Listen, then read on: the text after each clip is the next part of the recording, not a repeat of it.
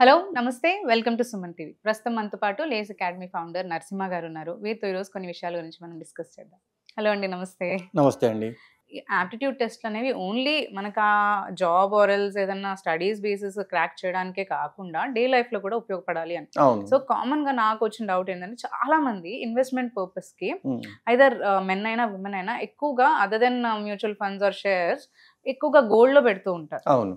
ముఖ్యంగా మన ఇండియాలో అయితే లేడీస్ చాలా మంది గోల్డ్ కొంటూ ఉంటారు.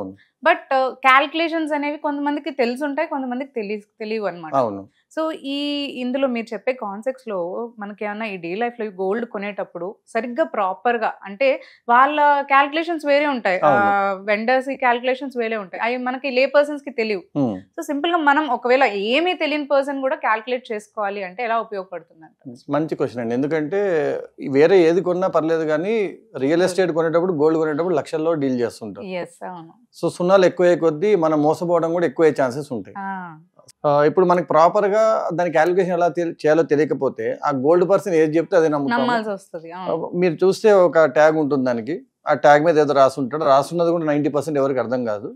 అది చూసి ట్యాగ్ చిన్నగా ఉంటాయి, అది ఉన్నా కూడా ఏంటనే తెలియదు. వాడు డిఈసి అనేది రాసుంటాడు. అంటే బేసిక్ మాకంటే ఐడియా ఉంది, డి అంటే డైమండ్స్, డిఐఏ డైమండ్స్, సిటీ అంటే క్యారెట్స్ ఏవో ఉంటాయి, కానీ చాలా మందికి అది తెలియదు. క్యాలిక్యులేటర్ తీసుకొని టక టైప్ చేసి సార్ మీకు ఇంతకు వస్తుంది అంటాడు.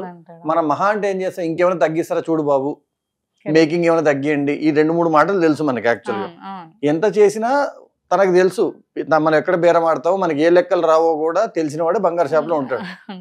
కానీ ప్రాబ్లం ఏంటంటే, ఈ మధ్య కాలంలో కొనేవాళ్ళు వెళ్ళేవాళ్ళు పెద్ద పెద్ద గ్రాడ్యుయేట్స్ అయి ఉండొచ్చు. ఎందుకంటే ఒక అబ్బాయి అమ్మాయి ఇట్లాంటి ఎగ్జామ్స్, ఆప్టిట్యూడ్ ఎగ్జామ్స్ క్రాక్ చేసి జాబ్ లో జాయిన్ అయ్యి కొంచెం సెటిల్ అయ్యాక మ్యారేజ్ చేసుకున్నప్పుడు మ్యారేజ్ కి కంపల్సరీగా మనం ఎక్కువ స్పెండ్ చేసేది బంగారం మీద. ఎందుకంటే అది అసెట్, మీరు అన్నట్టు ఒక ఇన్వెస్ట్మెంట్ లాగా ఫీల్ అవుతారు.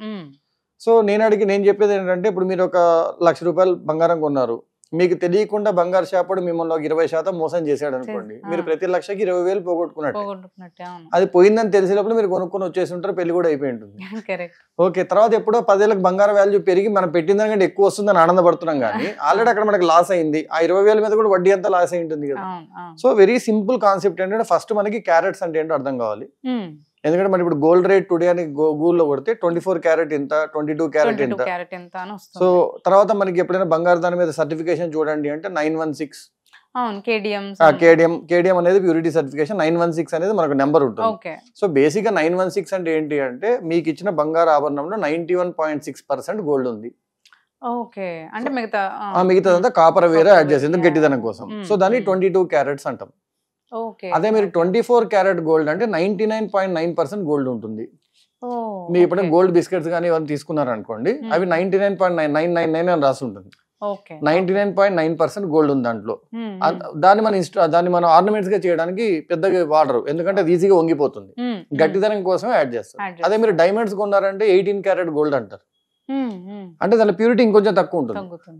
సో దాని ప్యూరిటీ ఎంత ఉందో తెలుసుకోవాలనుకోండి, వెరీ సింపుల్ లాజిక్ ఏంటంటే, మీకు చిన్నప్పుడు బిస్కెట్లు చాక్లెట్ కొంచెం వస్తే మీరు గోల్డ్ కూడా కొనుక్కోవచ్చు. ఇప్పుడు 24 క్యారెట్ గోల్డ్ కి 100% అనుకుందాం లేండి, 99.9 100 అనుకుందాం. 24 క్యారెట్ గోల్డ్ అంటే 100% అయినప్పుడు 18 క్యారెట్ గోల్డ్ అంటే ఎంత శాతం అంటే అర్థం ఏంటంటే, 24 చాక్లెట్లు ₹100 అయితే 18 చాక్లెట్లు ఎంత. పర్సెంట్ అనుకుంటే అదేదో పెద్ద కాన్సెప్ట్ అనుకుంటాం. ఇది నార్మల్ గా చిన్న లే పర్సన్ అవ్వచ్చు, ఒక రైతు అవ్వచ్చు, పెద్ద పెద్ద లెక్కలు రాని వాళ్ళు కూడా బిస్కెట్ చాక్లెట్ అయితే కొండవచ్చు. లేదా తన బస్తాల లెక్కలని ఐడియా ఉంటుంది. 24 బస్తాలకి ₹100 అయితే నాకు 18 బస్తాలకి ఎంత అని లెక్కేసుకున్నాడు అనుకోండి. దీన్నే మేము కాన్సెప్ట్ ఆప్టిట్యూడ్ లో రేషియో అండ్ ప్రపోర్షన్ అంటాం. అలా పెద్ద నేమ్ పెట్టేసరికి ఏదో క్యాలిక్యులేషన్ కూడా పర్సెంటేజ్ అంటే, అబ్బా నాకు శాతాలు రావు, శాతాలు అవన్నీ వద్దు, చాక్లెట్ అనేసరికి చిన్నపిల్లడు కూడా చేయగలరు. ఇప్పుడు సింపుల్ గా చెప్పాలంటే 24 క్యారెట్ అంటే 100, 18 క్యారెట్ అంటే ఎంత అంటే 100/24 ఇంటూ 18 వేసుకుంటాడు. ఎందుకు వేస్తారో వాళ్ళకి తెలుసు. ఒక్కొక్క క్యారెట్ కి 100/24, 18 క్యారెట్ కంటే ఇంటూ 18. సో మీరు 24 క్యారెట్ రేట్ ని 18 క్యారెట్ లకు మార్చాలంటే ఉన్న రేట్ ఏదైతే ఉందో అది 24 క్యారెట్లకి. సో దాన్ని బై 24 చేసేసి ఒక్కొక్క క్యారెట్ రేట్ వస్తుంది.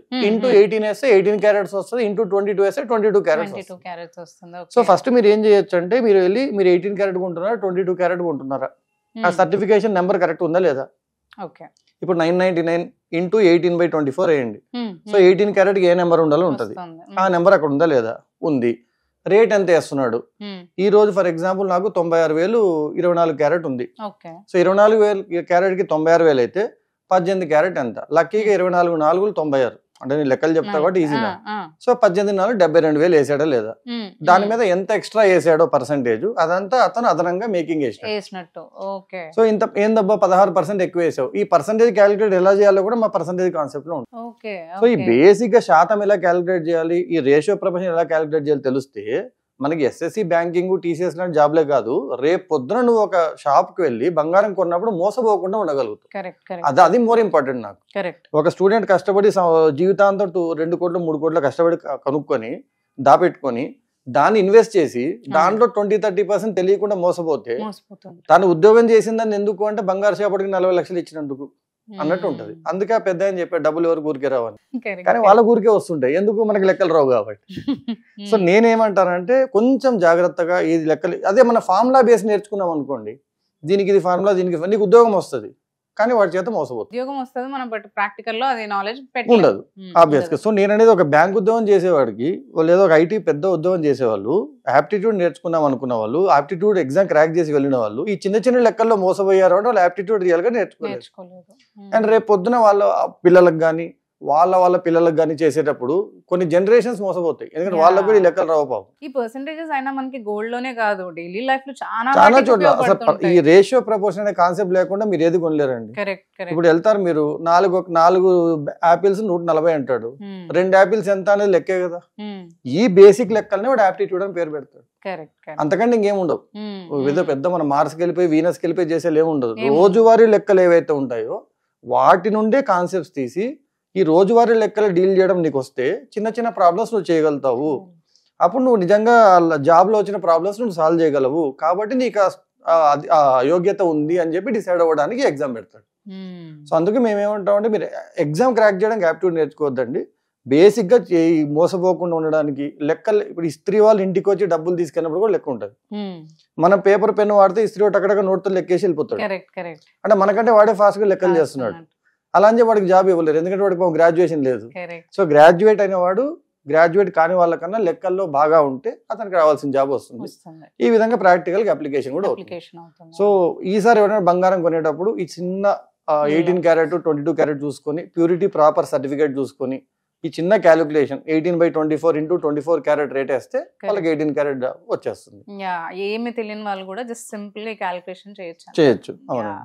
మీకు ఒకవేళ క్యాలిక్యులేషన్ రాకపోతే మొబైల్ లో క్యాలిక్యులేటర్ ఉంటుంది, ఈ 18/24 ఇంటూ అది వేస్తే అదే చెప్తుంది. గోల్డ్ షాప్ అయినా కూడా బాబు నీ క్యాలిక్యులేటర్ అని మీరే క్యాలిక్యులేటర్ వాడుకోవచ్చు. Okay, thank you.